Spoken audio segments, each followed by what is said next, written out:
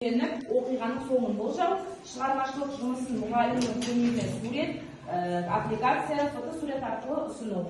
Осы бүгінгі біздің осы сабағымызға, жаңағы мақсатымызға, сабағымыздың мақсатына жету керекпіз. Түсінікті ме? Ал енді біз барлығымыз сабағымызды бастамас бұрын, сендердің алдыларыңа барлығы мынадай парақ үлестірілді ме? Иә. Міне осы үлестірілген парақты аламыз қолымызға, ритмикалық жаттығу жасайтын боламыз. Бұл біздегі психологиялық ахуал балалар. Қазір.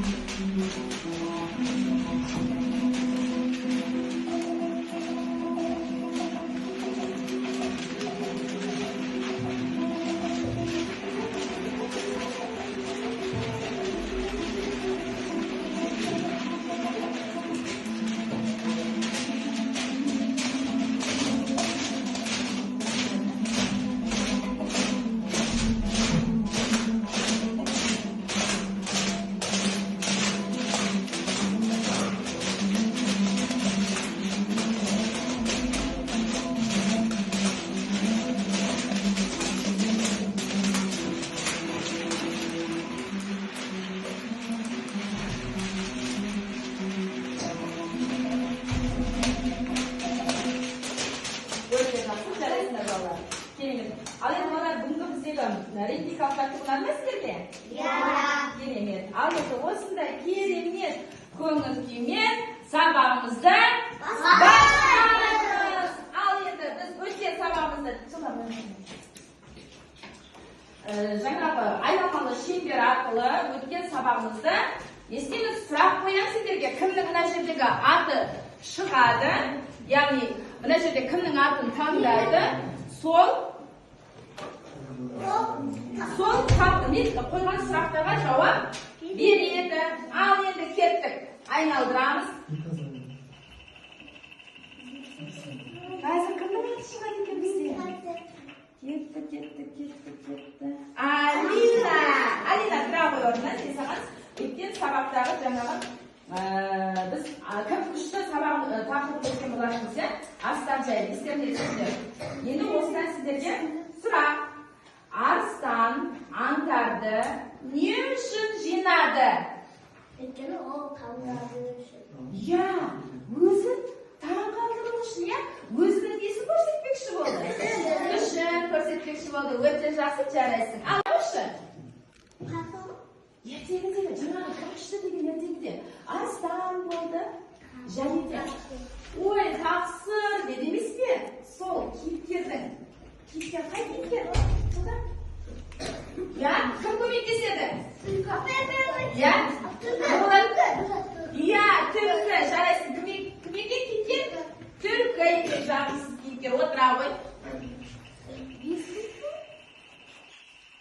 Қазір кімнің аты түседі екен? Көреміз. Ал жаз. Саған сұрақ. Сонымен кім күшті екен ол ертегіде? Адам күшті болып шықты, иә? Өйткені ол не үшін күшті болды? Темір тракторды орнына қозғап жіберді. Жарайсың. Бексұлтан. Бексұлтанға келесі соңғы сұрағымыз. Adamның күштілігін тағы немен дәлелдеуге болады?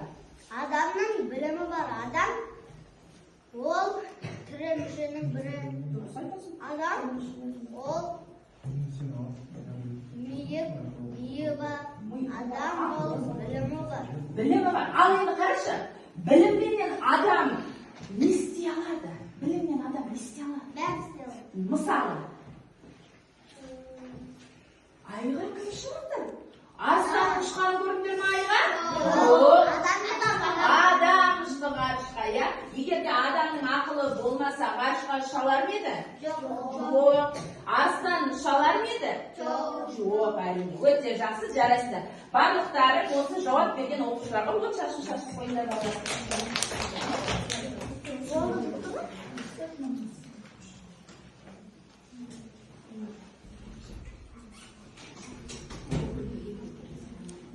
Ал енді балалар, бүгінгі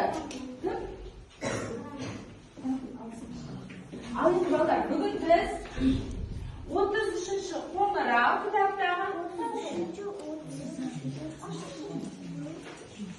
33-ші қоңырау 68-ші бет менің бос уақытым дейді. Ал енді балалар, әр адамның өзінің бос уақыты болады. Мысалы, мен бос уақытымда сурет саламын. Сол үшін кітап оқимын кейде. Ал енді кейбір адамдар үйдегі отбасыларың сендердің бос уақытында не істейді? Ал енді оны біз табу үшін мына жерде сендерге бағдар беріп тұр. Бағдар беріп тұр сендерге.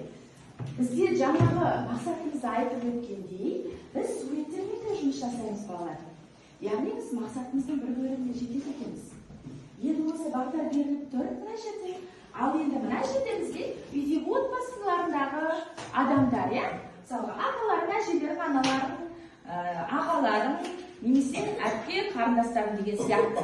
Ал енді осыда бізде атамыз бос уақытында немен айналысады екен? Аяру. Айтамын. Аяру қарашы. Атамыз бос уақытында футбол ойнайды ма? Жоқ. Енді не істейді бос уақытында? Кітап оқиды немесе? Газет оқиды. Келе ғой. Кел. Атамызға қоямыз, және де газетке қоямыз. Анамызда, қызымызда. Апар. Газетке апар. Атаға апарып қоямыз. Керемет, жарайсың, өте жақсы. Мағыт. Осының барлығын айтқандай балалар, мына жаңағы бидайдың сабағын жинап отырамыз. Бұл бидайдың сабағы сендерге 1 балл береді. Көп жойын жинаймыз, жақсы ма? Ал енді келесі бізде кім? Әже. Апайламаймыз, мен өзім шығарамын, иә? Ал енді әже бос уақытта не істейді әшімелерге? Жарайсың, тоқымады келеді. Қане ол шашу шашып қойды? Бірінші әжеге апыр.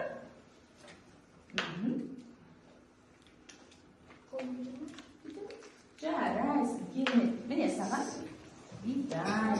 Ал енді келесі бізде анамыз бос уақытында не істейді екен? Тырыш, Зуха. Сенің анаң үйде не істейді бос уақытында? Есіңе түсірші, не істейді? Футбол ойнайды ма? Жоқ. Қуршақ ойнайды ма? Жоқ, не істейді екен? Айта ғой. Тамақ пісіреді, келе ғой. Қанеке от шашамыз?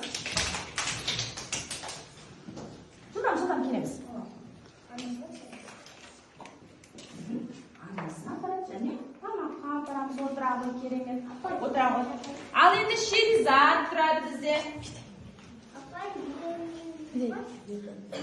Келе ғой, Шеризат, бізде кім қалды? Кім қалды сенің? Ағаң, я? Сенің ағаң бос уақытында не істейді? Футбол ойнайды. Жарайсың, келе ғой.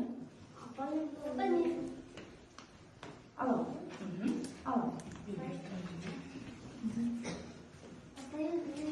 Өте жақсы, жарайсың.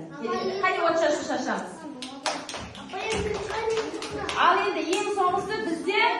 Аңсар, отырамыз. Аңсар, бізде қарындасы, Аңсардың қарындасы бос уақытында не істейді? Аңсар қарындасы бос уақытында не істейді? Қуыршақ ойнайды. Жарайсыз, қай шашты? Қайсы қарындасы сен? Әпкесі, қарындасы, жарайсың, отырамын. Өте жақсы, жарайсыңдар балалар. Ал енді бізде балалар нені қосасыңыздар? Айттық, Еді бізде ребус. Балалар, біз ребусты бірінші сыныпта шешіп үйренген болатынбыз, алдыларында берілген парақты барлығын қолданып, мына ребуста біздің бүгінгі тақырыбымыз шығу керек. Жаңа ертеңгі шығу